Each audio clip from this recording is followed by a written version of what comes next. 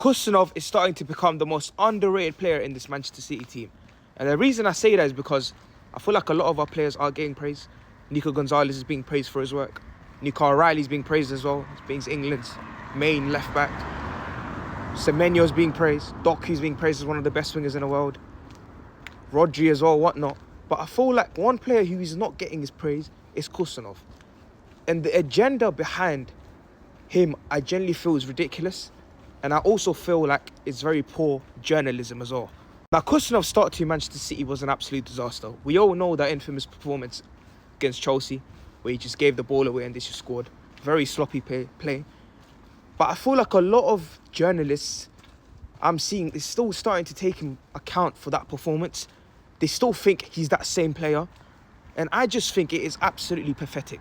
Now, Khusanov came to Manchester City having only played, I feel like 17, 18 top flight games in the Liga.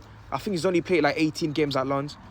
And since then, and since his performance after coming to Manchester City against Chelsea, he has been nothing short of exceptional. Khusanov has been absolutely sensational. And I feel like a lot of qualities that he has, I feel like he's very underrated, and I feel like not a lot of defenders have it. And what I mean by that is, I feel like his recovery pace, I genuinely feel like he's one of the fastest players in the world. And he obviously is one of the fastest centre-backs in the world. I mean, he's a very similar profile to a Mickey van der Ven. And I feel like that is a very rare type of player that you don't really see in Europe.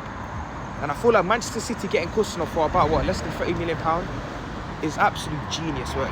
Khusanov is only 21 years old.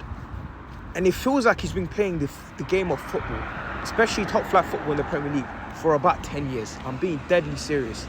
He is so good. And I feel like after losing Kyle Walker, I feel like we'd lose that pace in defence. But the way Khusanov has stepped up with his pace, his aggression, he is a wonderful footballer, genuinely. I mean, the centre-back partnership of him and Max Allen in the last 3 games has been exceptional.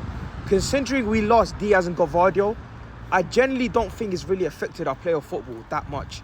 I mean, Khusanov, I'm seeing he's playing a lot of lob balls, and they're very accurate. Max Allen as well. The passing on these 2 defenders is ridiculous. And you can even argue their passing may be slightly better than Ruben Diaz. And that's I generally don't think that's crazy to say.